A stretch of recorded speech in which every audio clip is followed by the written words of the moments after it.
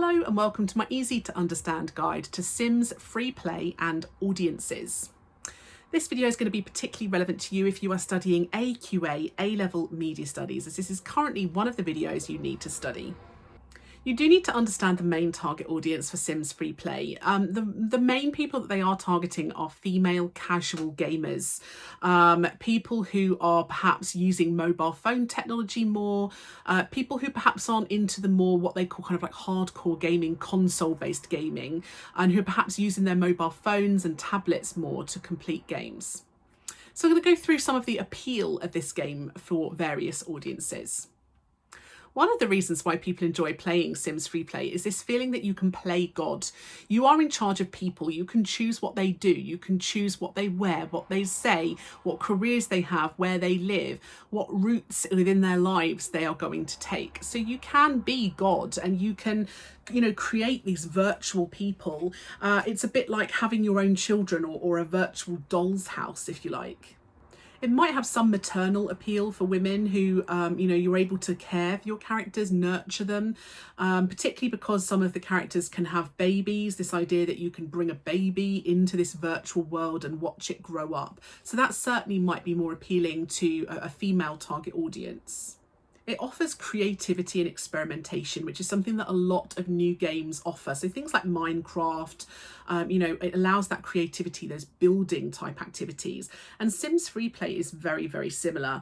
You can design things like the appearance of your Sims, the architecture, you can decorate your houses, etc. So offering a degree of creativity for your audience. It also offers elements of escape for an audience, this idea that you can go into this kind of fantasy dream world where you can create things that are free of all the problems that you might suffer in real life. The trailer for the game actually refers to creating your kind of dream characters and your dream home. So offering audiences this kind of fantasy escape from their boring lives. No judgment. It also offers audiences the opportunity to identify or relate to various things. They might be able to identify with things the characters are going through or put their characters deliberately into situations that they themselves have experienced. And that might make themselves feel, happier that they have been through something similar. It's quite a safe space being online, isn't it? So this idea that you can perhaps experiencing dilemmas, you might be able to put your Sims through difficult situations, but know that it's not going to cause any real harm is quite nice for an audience. It's quite freeing. Sometimes audiences like games like this because they can put characters in various situations that can be as dangerous or weird or exciting or sadistic or sexual as they want.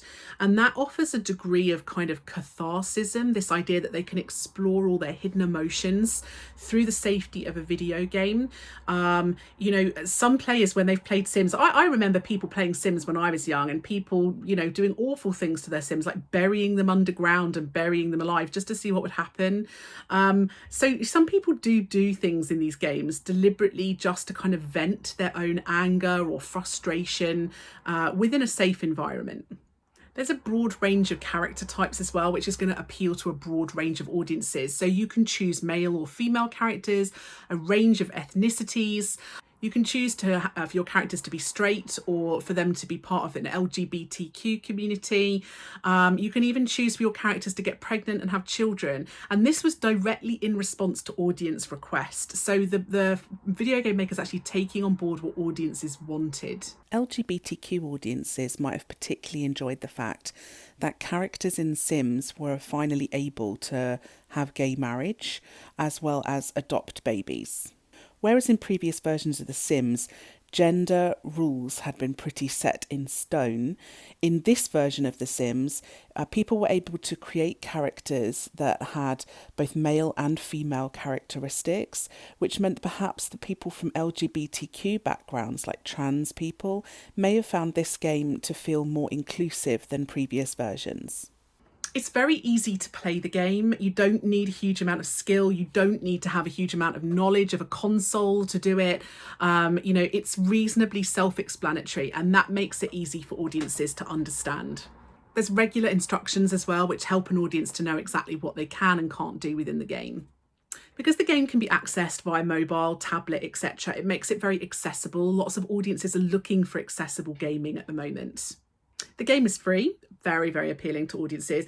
There are so many expensive video games now that having a free to download game makes it very popular.